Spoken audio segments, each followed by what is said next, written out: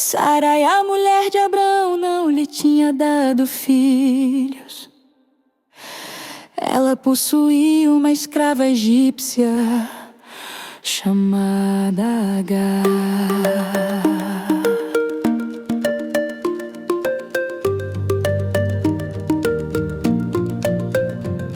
Um dia, Sarai disse a Abrão: já que o Senhor Deus não me deixa ter filhos, tenha relações com a minha escrava, talvez assim por meio dela eu possa ter filhos. Abrão concordou com o plano de Sarai, e assim ela lhe deu Agar para ser sua concubina. Isso aconteceu quando já fazia 10 anos que Abrão estava morando em Canaã. Abrão teve relações com Agar e ela ficou grávida. Quando descobriu que estava grávida, Agar começou a olhar com desprezo para Sarai, a sua dona.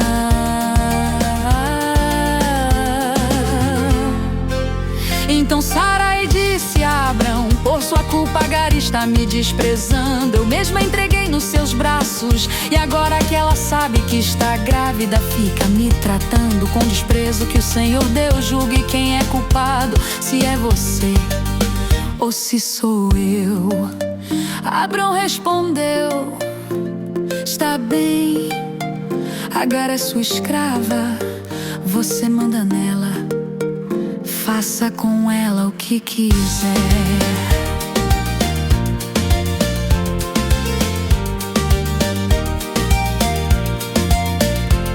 Então Sarai começou a maltratá-la, tanto que Agar fugiu. Mas um anjo do Senhor encontrou no deserto, perto de uma fonte que fica no caminho de Sur, e perguntou: Agar, escrava de Sarai, de onde você vem e para onde está indo? Ela respondeu: estou fugindo da minha dona. Então o anjo do Senhor disse: volte para sua dona e seja obediente a ela em tudo.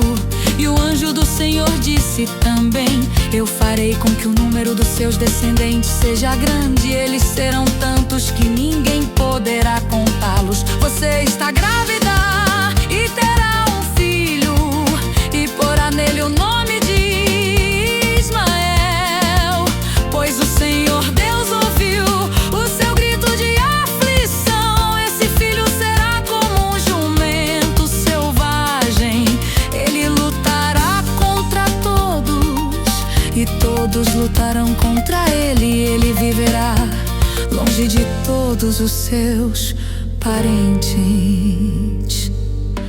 Então Agar deu ao Senhor este nome: o Deus que vê.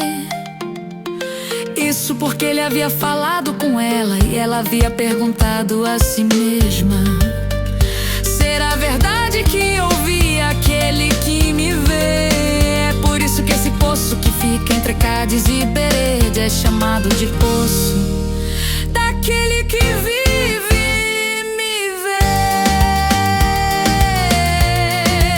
Agar deu um filho a Abrão e ele pôs no menino o nome de Ismael. Abrão tinha 86 anos quando Ismael nasceu.